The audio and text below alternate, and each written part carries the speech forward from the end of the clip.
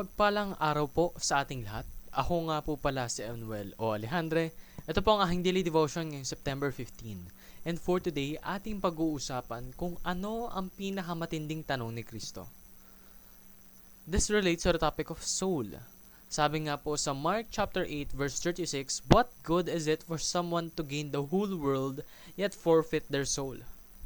Now, in the Bible, soul doesn't necessarily mean kaluluwa. It's even deeper than that. Soul in the Bible means life. Life itself, no? Kumbaga, hindi lang kaluluwa. Ito yung buhay daw natin, no? It signifies breath, vitality, and existence, encompassing both body and spirit. So, hindi lang po kaluluwa, kundi kaluluwa at katawan, pinagsama, that's soul. Soul means your life itself.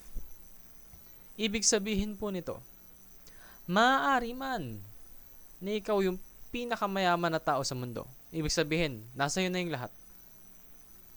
In terms of worldly possessions.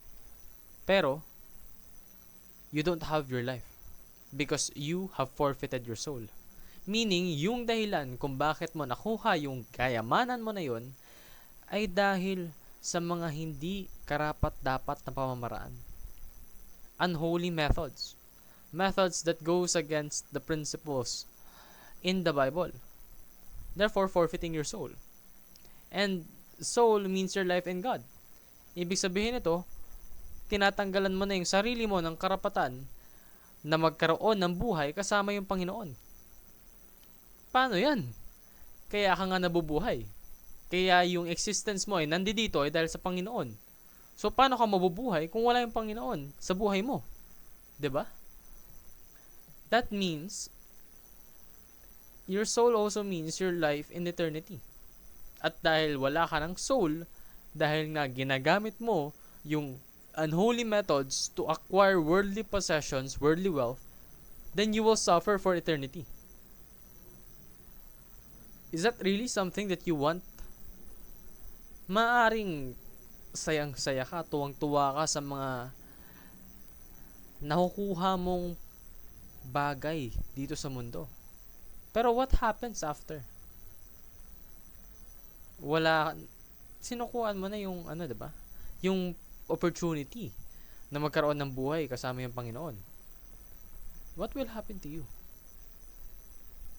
when you'll eventually have to face physical death? Will you be able to enjoy the luxury of the riches that you have obtained through unholy methods? No. So you should aspire to be incorruptible. Ibig sabihin po nito, kahit na may opportunity humarap sa'yo na magkaroon ng maraming pera, maraming ari-arian, in exchange for your soul, don't take it. Because that's being corrupt. And being corrupt means turning away from God. So, amass good works. Hindi ko sinasabing kailangan mo ng good works para maligtas. Hindi ko sinasabing kailangan mong gumawa ng mabuti upang magkaroon ulit ng soul. No. What I'm saying is, you need to follow God. You need to follow Jesus. You need to be Christ-like. And being Christ-like means doing good works. Kumbaga, doing good works is not the cause for your salvation. Doing good works is the result of your salvation by your faith in Christ Jesus. So aim for God's approval in everything you do. Hindi yung gagawa ka ng hindi kinakasaya ng Panginoon para lang magkaroon ka ng kayamanan. That's bad.